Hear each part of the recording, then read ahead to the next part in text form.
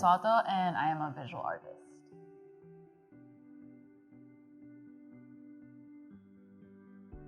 What makes me unique? Well, I'm a painter. I paint abstract art. So I'm trying to continue my grandfather's legacy. My grandfather is Arturo Luz, and he's a national artist in the Philippines. And he's very well known for abstract art. So I'm just trying to follow in his footsteps, basically.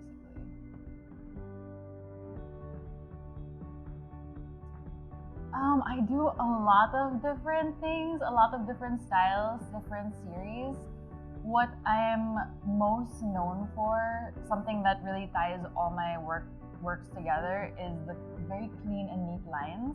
I'm very meticulous about the lines and the edges of my paintings. So if you see all my paintings, no matter what style or series, the lines are always clean, they're always neat. I'm very OC about that. So that's one thing that ties everything together. But I can't really describe one specific style because I like to try different things, and since I'm still kind of new, it's only been less than 4 years, I really want to keep exploring and discovering different styles of abstract work.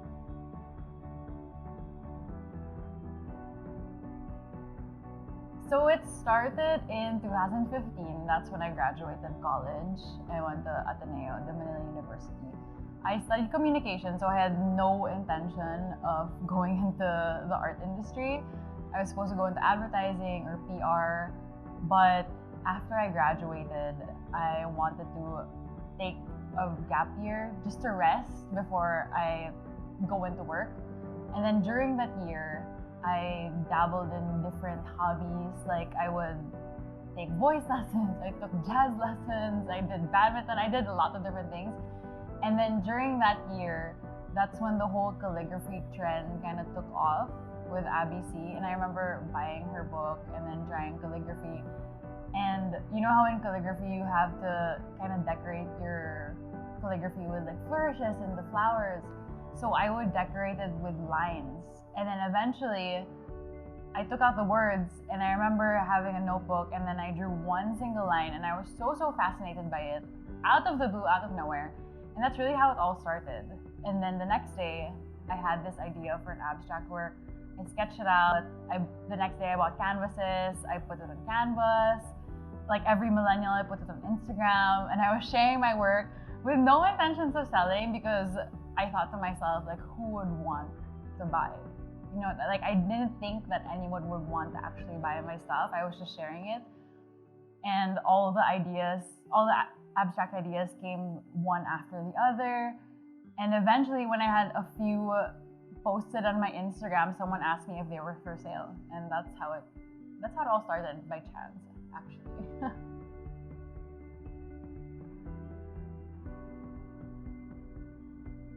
When that person asked me if my paintings were for sale, I had around 11 abstract pieces. And I thought, you know what, if someone is inquiring, I might as well just try my luck and see if I can sell my paintings, just in general. So I posted the 11 pieces, and I was so nervous. I was so scared that people were gonna judge me, or people weren't gonna like it. And my first sale was actually not even the person that inquired. It was the mom of a friend of my husband's. So I remember meeting up with her and then giving her the painting, and then she bought it, and I was just like, oh my gosh, like what? It's like until now, actually, it's been almost 4 years. I still kind of second guess, and I can't believe that people would be willing to buy my work. I still don't believe it. So until now, it's kind of unbelievable for me.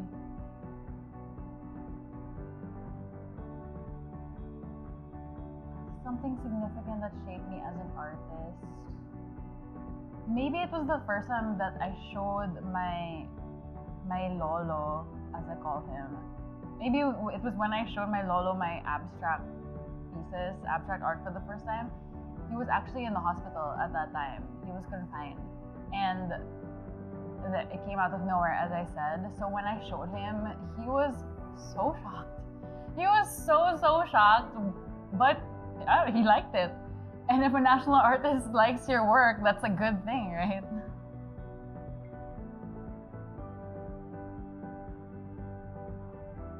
Actually, the art industry in the Philippines is growing. Like, people are getting more interested in art. I don't know what's causing it. I'm just thankful that it's happening. A lot of more people are recognizing art as a good investment, which it is.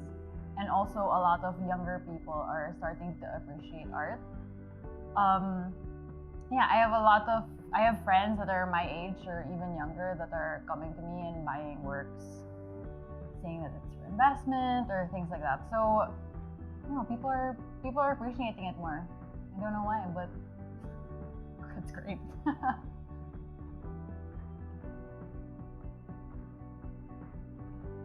One of the challenges that I face being an artist would be the fact that art is very subjective. Suppose you're trying to sell a car. You can tell your client, hey, you need this car because it's faster. It will get you to your destination faster, all these things. The horsepower is higher. But if you're an artist, there's no argument that you can make to a client to convince them that they need to buy your work.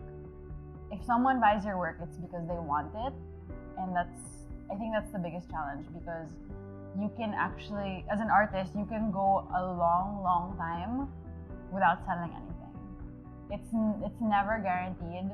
Your sales are never guaranteed. It's never guaranteed that people will like it. So it's very subjective. It's kind of hard for me to put into words what really makes me passionate about doing what I do.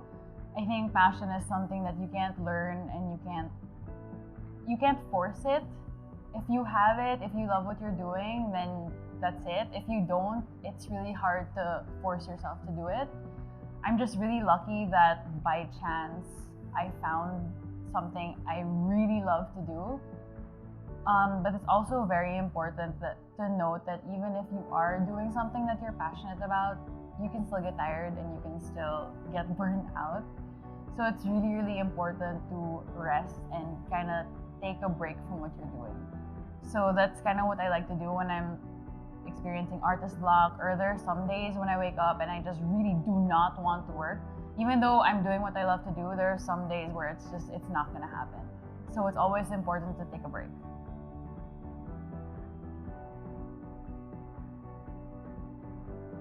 I'm not like most artists that go out and are inspired by things out there. Like, I know there are other artists like, oh, the tree is so nice, or those flowers are so beautiful. Let me make something out of that. I am more of the type of artist that will sit in my studio and I will take my sketchbook and I will literally doodle aimlessly. And that's kind of how I discover new styles. Like, I'll do something while doodling, like I'll watch a show or something, and I'll keep doodling, and then eventually I'll look down at my notebook, and if I see something I like, I'll kind of fix it up and then make a series out of it. So it's really just confined to my studio most of the time.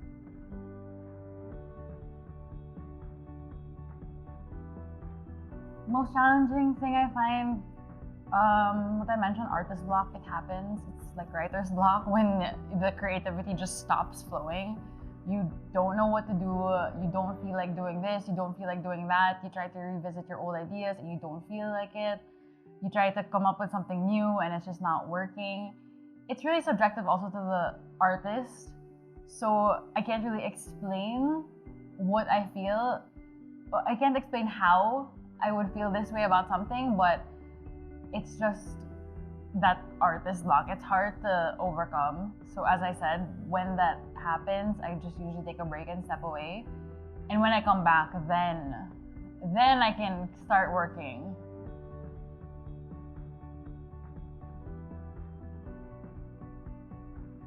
I've mentioned this recently that, oh, actually it was on Instagram because I asked people for questions about art. And a lot of people asked me about techniques and things like that. And to that I say it's really hard to teach techniques.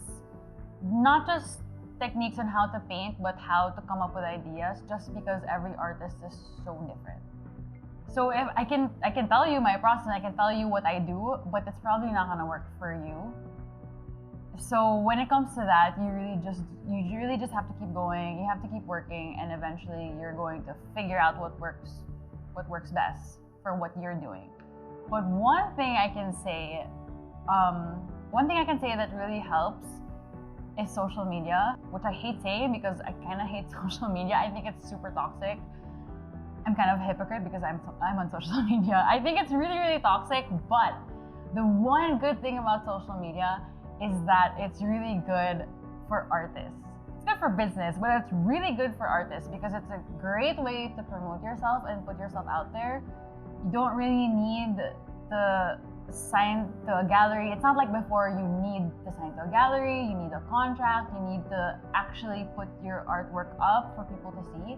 Now with social media, you can literally just post it, promote it, and it will reach such a wider audience. So that's one good thing, and that's one thing that I urge people to do if you're trying to become an artist. Just keep putting yourself out there.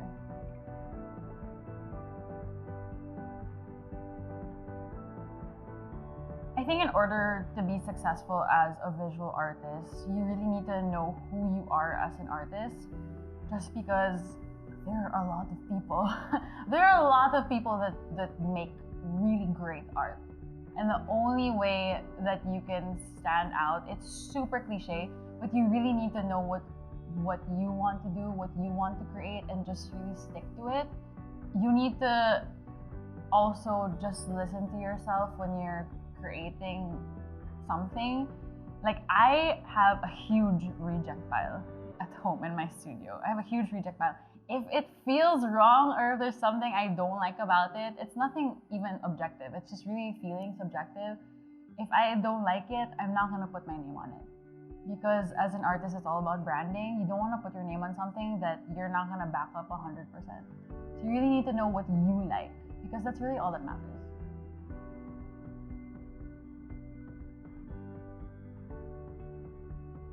If you want to become a visual artist, if you're in the field, first you need to be yourself. I think that's very self-explanatory. Know who you are as an artist. It's very important. The second tip, use social media to your advantage. Just keep promoting yourself. Post everything. Don't care about likes. Don't look at the number of likes. Just keep posting everything. Promote your stuff. The third, to just keep going if you are an artist. It's really hard, as I mentioned, because sometimes there will be long periods of time where people will probably not want to buy or they're not interested. You just have to keep painting. You have to keep doing what you like to do. Thanks for watching this episode of Masterminds. Please like and comment on this video, subscribe to this channel, and if you want to check out my art, you can follow me on Instagram at @artbypaulina.